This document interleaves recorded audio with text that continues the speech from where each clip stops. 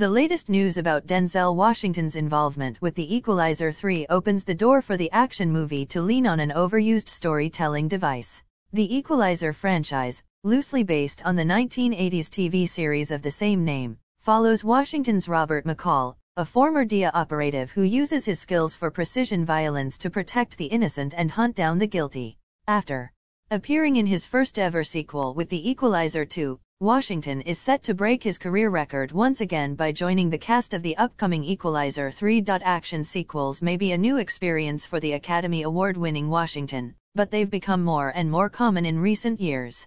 In fact, the modern era of action franchises and sequels has been around long enough that a trend has emerged surrounding the treatment of retiring action protagonists. If The Equalizer 3 embraces this trend, it runs the risk of falling into a tiresome action cliché. It also threatens to mar an earlier Washington film, Man on Fire. The Equalizer 3 shouldn't end with Robert McCall's death. The trailer and promotional materials for The Equalizer 3 confirm that the film will be the final chapter for Washington's Robert McCall. Therefore, there's an expectation that the movie will offer a definitive conclusion to McCall's story. While plot details for The Equalizer 3 aren't extensive, one direction the film ought to avoid is the trope of the hero's death.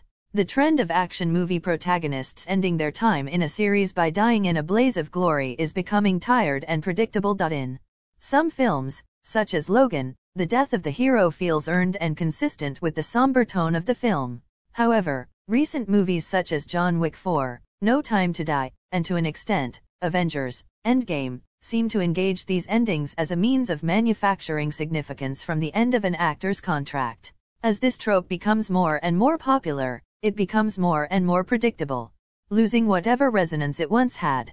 At this point, it's more surprising when franchises such as Creed and Indiana Jones choose not to kill their old man heroes. If The Equalizer 3 indulges in the hero's death trend, it will follow in the footsteps of countless other action sagas, robbing it of the chance to give its hero a unique ending. It will also ape another one of Washington's action movies. The Equalizer franchise is already easily comparable to Washington's 2004 action thriller Man on Fire. Some of these similarities, such as the reunion of co-stars Denzel Washington and Dakota Fanning, are purposeful homages. However, others, such as Washington's role as a former intelligence operative who seeks violent retribution on the criminals who wronged him, feel less intentional. Man on Fire would be a rarity in today's blockbuster climate. The film kills off its hero at the climax, thus cutting off any possibility for a future sequel. It was a bold decision at the time. But if The Equalizer 3 kills off its Washington protagonist as well, both movies will be cheapened, held up as two films whose numerous similarities point to the dwindling originality and stagnation of Hollywood filmmaking. The Equalizer 3 continues a bleak story for Robert McCall. The character has given enough. He doesn't owe the franchise a glorious sacrifice. Instead, the franchise owes him